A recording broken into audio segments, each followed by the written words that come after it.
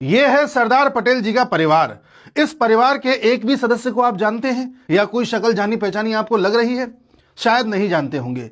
उसी प्रकार से एक ये परिवार है जिसके हर व्यक्ति को आप जानते होंगे और इनमें से हर व्यक्ति ने देश पर कभी ना कभी राज किया है। यह स्थिति तब है जब 1946 में वोटिंग हो रही थी तो कांग्रेस कमिटीज में से एक भी कमेटी ने नेहरू जी को वोट नहीं दिया था और 15 में से 12 कमिटीज ने सरदार पटेल जी के पक्ष में वोट दिया था और 3 कमिटीज ने किसी को भी वोट नहीं दिया था।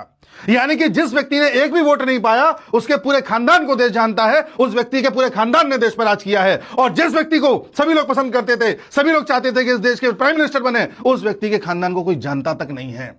यह है इस देश की विडंबना और यह थी सबसे बड़ी वोट चोरी। जिस वोट चोरी का राहुल गांधी ढिंढोरा पीट रहे हैं वो इतिहास में जाकर देखें तो उन्हें पता चलेगा कि उनके परिवार का पूरा उदय ही वोट चोरी के बेसिस पर हुआ है।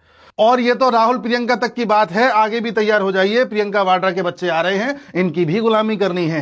इस तरह से वोट चोरी के बेसिस पर एक परिवार ने इस देश पर राज किया और करता चला आया, आज भी देश को भ्रमित कर रहा है। लेकिन जब जब इस देश में सरदार पटेल जी की बात करी गई है तब तब कंट्रोवर्सी खड़ी करने की कोशिश की गई है। याद कीजिए जब स्टैच्यू ऑफ यूनिटी को तैयार किया गया था तो कई ऐसे लोग सामने आए जो ये कह रहे थे कि इतना पैसा बर्बाद कर दिया है, इससे अच्छा तो अस्पताल बना देते, इससे अच्छा स्कूल बना देते।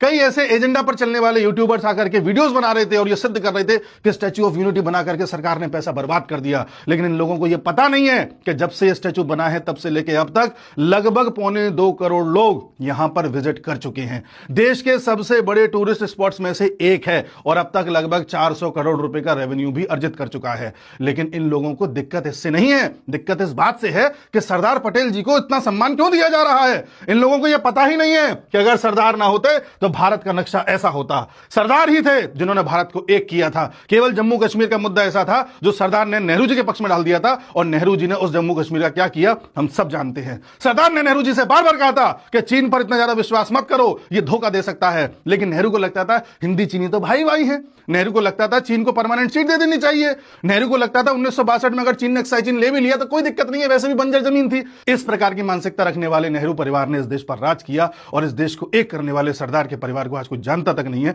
यह है इस देश की विडंबना और इन सब का बेसिस था वोट चोरी।